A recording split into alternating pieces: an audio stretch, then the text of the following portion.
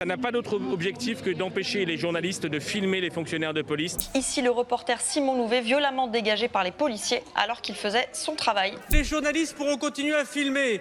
La réponse est oui. Pourront-ils continuer à diffuser? La réponse est oui.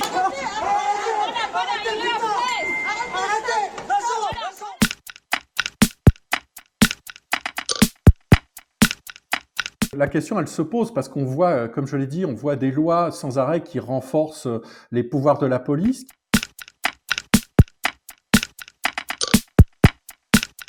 Qui limite de facto les contre-pouvoirs des citoyens. Évidemment, c'est pour répondre à des menaces importantes telles que le terrorisme ou autres, mais aussi les manifestations. Et là, ça pose encore plus question dans une démocratie, mais il faut bien voir qu'on a un certain nombre d'instances internationales, l'ONU, la Commission européenne des droits de l'homme, qui a condamné la France à plusieurs reprises pour les comportements de sa police, que sur les classements européens, on occupe des places pas très enviables quant à l'appréciation de la police par la population, etc. Si on peut se demander s'il n'y a pas des atteintes aux libertés individuelles quand on voit le package, l'ensemble de cette loi et pas seulement cet article 24 dont on a beaucoup parlé, on peut se demander si on n'est pas vers un système qui cherche à renforcer le contrôle sur tous les citoyens et pas seulement les délinquants.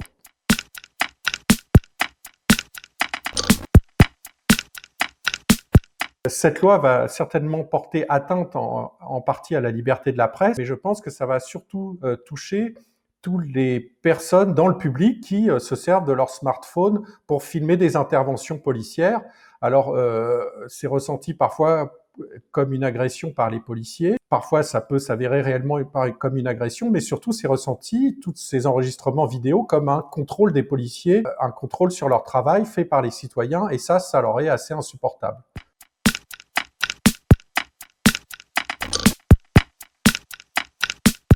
Alors, il y a deux difficultés. La première difficulté, c'est l'interprétation effectivement de ce texte de loi. Les termes de porter atteinte à l'intégrité physique ou psychique, on voit que c'est quelque chose quand même d'assez flou, hein, surtout tout ce qui concerne le psychique, comment l'interpréter, ça c'est la première chose. Et une deuxième chose, c'est comment une personne qui poste des images où il y a des policiers qui commettent des actes peut être sûr qu'il n'y aura pas instrumentalisation par une autre personne. C'est pas parce qu'on poste des images qu'on veut forcément nuire aux policiers, les dénoncer, ou on veut qu'il y ait des représailles. Donc il y a un flou dans l'interprétation. S'il y a des plaintes qui sont déposées par des policiers, elles feront l'objet d'une appréciation par la justice et notamment par le parquet. Peut-être il y a des risques que la justice interprète de manière quasi systématique toutes les plaintes qui seront déposées par les policiers comme des atteintes à leur intégrité physique ou psychique.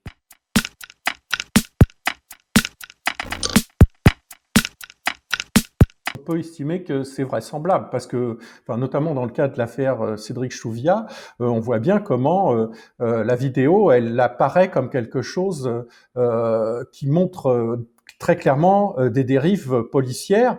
S'il n'y avait pas eu un film qui enregistre ça, leur discours aurait été discrédité parce qu'on a un problème de fond qui est par rapport aux citoyens lambda, la parole du policier, elle vaut plus parce que ce sont des gens qui sont assermentés, qui sont officiers ou agents de police judiciaire, qui ont un certain pouvoir juridique, j'allais dire. Le fait même qu'un policier énonce une vérité, elle devient supérieure aux yeux du juge par rapport à celle du citoyen moyen. D'avoir tous ces films qui enregistrent des comportements policiers, ça place l'institution policière quand même, elle est obligée de tenir compte de tout ça.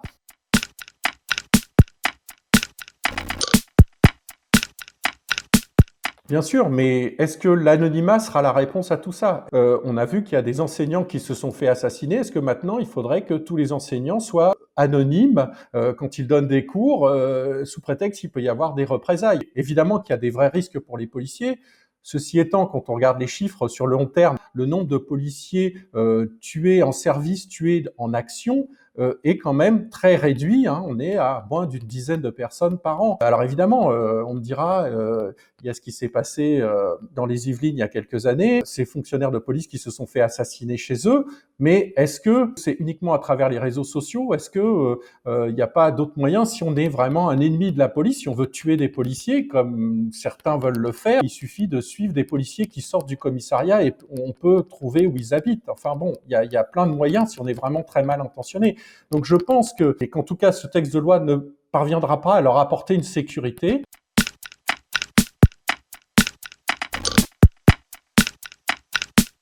On avait une police en France qui était reconnue pour ses compétences, son efficacité en matière de maintien de l'ordre, dans le sens où quand on gérait des manifestations, on avait très peu de blessés. On voit comment cette stratégie a été remise en cause quand on voit qu'on a utilisé des brigades anticriminalité pour faire du maintien de l'ordre, donc de la sécurisation des manifestations.